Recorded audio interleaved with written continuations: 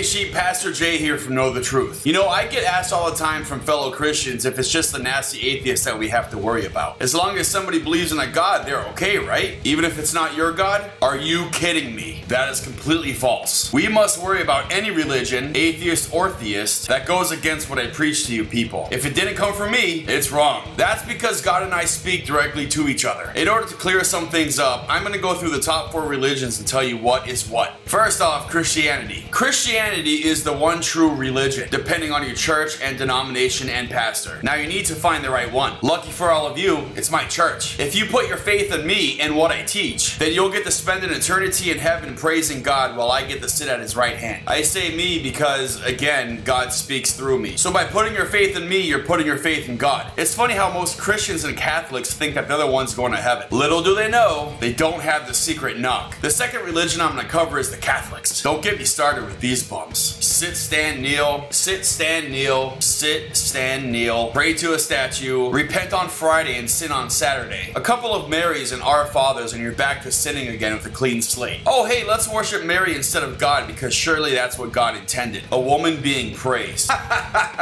This clearly isn't how Jesus intended his great religion. It's funny how it took 1500 years for real Christians to get things right by breaking away from the Catholic Church. It's funny how it took another several hundred years for the one true church to be founded. Let me give you a hint. It's my church. God works in mysterious ways. That brings me to the next religion, the Jews. Now let me smack some logic down on you guys that nobody else has the guts to. The Jewish are just quitters. It's that simple. They quit 2/3 of the way through the Bible and decided they had enough. We have our religion and all the facts now. Yippee! Hand me a yarmulke, I'm ready to serve. If they would kindly read the rest of the Bible, or as they like to call it, the Torah, they would have easily seen that they left out Jesus and killed him too. Anyway, how does a religion as old as Judaism ignore the New Testament? I will say this though, I love their rye bread. Okay, the next religion, and possibly the most confusing, Islam. The Muslims are some very strange creatures to be sure. They say that the Bible is true, but yet they're not Christian? What? They also think that Jesus was a human but not a deity. But how do you explain that Jesus walked on water and turned a tiny bit of bread into a lot of bread to feed some fish? Answer that, Muslims. If Jesus was human, then how did he rise from the dead while your Muhammad still rests where he was buried? You don't have an answer. Now let's talk about the clothes, people. You have to stop dressing your woman like they are Amish Christmas presents. Seriously, how am I, a red-blooded male, supposed to rate your woman on a 1 to 10 scale if I can't see what they look like? It's no wonder to me why you call their headgear hijab, because if that covering comes off in public, pow, right in the kisser. I see how women are definitely not equal to men, but naming their clothing after Mortal Kombat attack moves just doesn't seem right. Now, as we all know, the Bible was written between 0 BC and 33 AD by Moses, Noah, Matthew, Mark, Luke, and John. Yet the Quran came out in like 1492. Sounds like a copycat religion to me. And where do they only get 72 virgins? Only Muslims would blow themselves up to spend an eternity with a high school chess club. Just doesn't make sense to me. But then again, most fake religions don't. Anyway, I hope this video helps the tens of people that wrote me asking me these questions. Just remember that I'm your pastor and we have the secret knock. Oh, before I go, I'd like to make a special announcement. I have promoted Deacon Jay Crowfoot into the position of assistant pastor. From here on out, he shall be referred to as the Blessed Pastor Jay Jr. Thanks for all you've done to promote this church, Jay. I mean, Blessed Pastor Jay Jr. Your work has been incredible. Thanks for watching.